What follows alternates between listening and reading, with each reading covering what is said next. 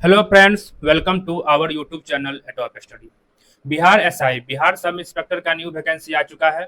कुल 1799 पोस्ट पर यह वैकेंसी आई है। ठीक है, इस वैकेंसी में जो भी नोटिफिकेशन में इंपोर्टेंट बातें दिए गए हैं उनका डिस्कशन हम लोग कर लेते हैं, देख लेते हैं क्या क्या इंपोर्टेंट चीज़ें हैं जो हमें फॉर्म फिलअप करते वक्त प्रॉब्लम ना हो।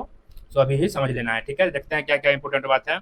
यह आवेदन की जो अंतिम तिथि है, ये जो फॉर्म आया है, ये 26/10/2025 तक ही हम लोग फिल कर सकते हैं। और प्रारंभ कब हुआ है? तो 26/9/2025 से आवेदन प्रक्रिया प्रारंभ हो जाएगी। ठीक है, यह पे लेवल 6 का जॉब है। आपका मिनिमम 50K प्लस यानी 50,000 प्लस ही सैलरी मिलने वाला है, स्टार्टिंग सैलरी। ठीक है, एक अच्छा खासा सैलरी का जॉब है ये।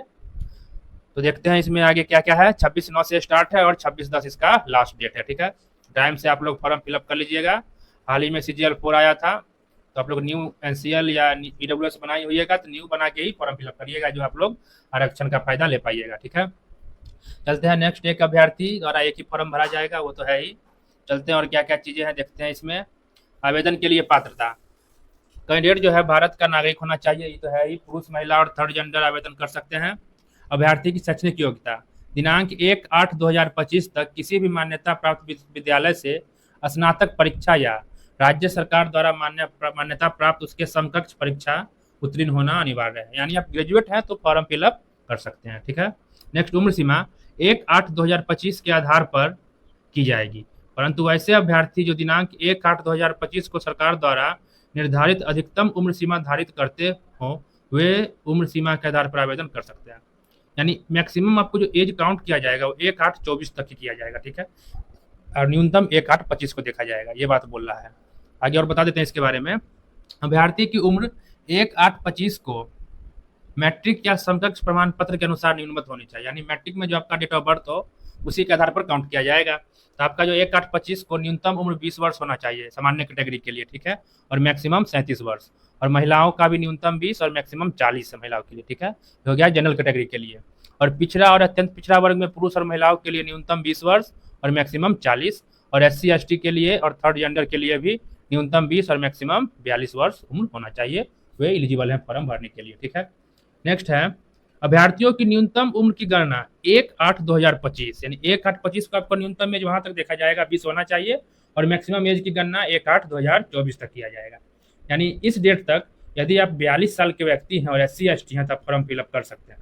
1/8/24 को आप 42 हैं तो 1/8/25 को तो 43 वर्ष को होइएगा, तो इस पर काउंट नहीं कर रहा है। 1/8/25 पर काउंट किया जाए तो 1 साल का लॉस हो जाता है, इसलिए 1 साल पहले ही दिया। 1/8/24 तक आप मैक्सिमम एज यदि आपका हो रहा है तब फॉर्म फिलअप कर सकते हैं। ठीक है, नेक्स्ट पॉइंट दे रखा है बिहार के वैसे सरकारी सेवकों जो उच्चतर वेतनमान की सेवा संवर्ग में जाने के लिए प्रतियोगिता परीक्षा में भाग लेने हेतु, यानी जो बिहार सरकार के ऑलरेडी कर्मचारी हैं या सेवक हैं, यदि न्यूनतम 3 वर्ष की सेवा अवधि पूरी कर लिए हैं तो उन्हें 5 वर्ष का एक छूट दिया जाएगा एक्स्ट्रा, अधिकतम आयु सीमा में भी 5 वर्ष का छूट।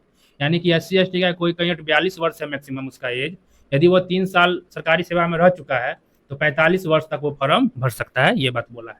ठीक है, यह असैनिक पदों पर नियुक्ति है तो भूतपूर्व सैनिकों के लिए है। ठीक है, नेक्स्ट है अभ्यर्थी की उम्र की गणना मैट्रिक या समकक्ष प्रमाण पत्र में अंकित जन्मतिथि के आधार पर की जाएगी। ठीक है, मैट्रिक में आपको जो जन्मतिथि है वही आपका जन्मतिथि मान्य होगा। ठीक है, अभ्यर्थियों की शारीरिक मापदंड के बारे में दे रखा है। अनारक्षित यानी सामान्य वर्ग या पिछड़ा वर्ग के पुरुषों के लिए न्यूनतम 165 सेंटीमीटर हाइट होना चाहिए। ठीक है, और अत्यंत पिछड़ा वर्ग SC ST के पुरुषों के लिए न्यूनतम 160 सेंटीमीटर हाइट होना चाहिए, और सभी वर्ग के महिला का न्यूनतम 155 सेंटीमीटर हाइट होना चाहिए। इतना हाइट है तब फॉर्म फिलअप कर सकते हैं, उसके लिए एलिजिबल हो गए।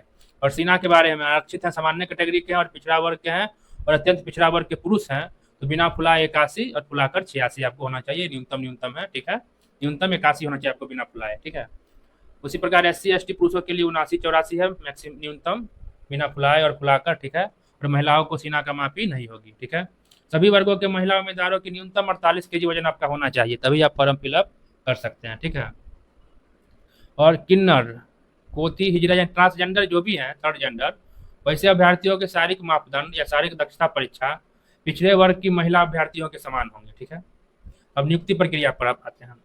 लिखित प्रतियोगी परीक्षा ये 2 चरणों में होती है, PT और मेंस। ठीक है, PT जो है प्रारंभिक परीक्षा 200 अंकों के होंगे, कुल 100 प्रश्न होंगी और 2 घंटे के होंगे। ठीक है, इसमें भी निगेटिव मार्किंग होगा, न्यूनतम 30% आपको लाना है तभी आप क्वालिफाई होइएगा, और 20 गुना अभ्यर्थी को ही मेंस एग्जाम के लिए बुलाया जाएगा। ठीक है, और मेंस का जो एग्जाम होगा द्वितीय चरण मुख्य परीक्षा, वो पीटी के 20 गुना बच्चा को बुलाया जाएगा, ठीक है।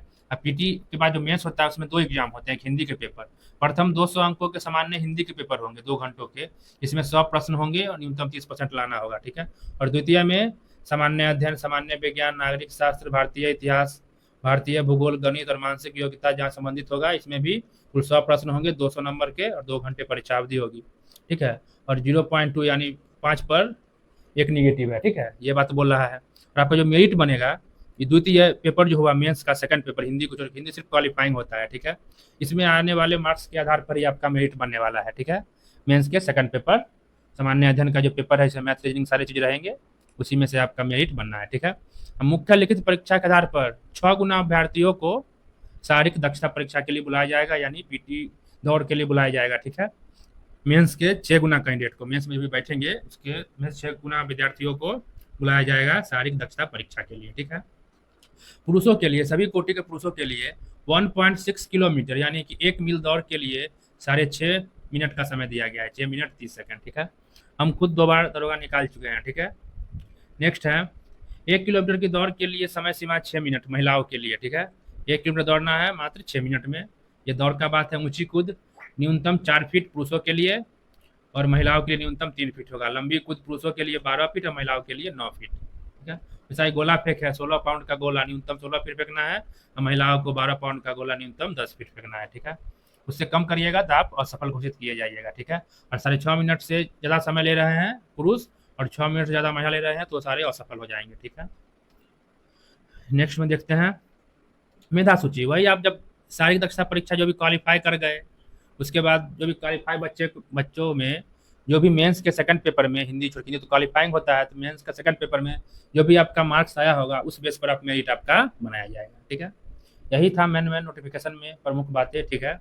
तो आप लोग अपना डॉक्यूमेंट प्रॉपर ढंग से बनाने के बाद ही फॉर्म को फिलअप करें, ठीक है। अब देखते हैं सीट, इनमें कितना सीट है।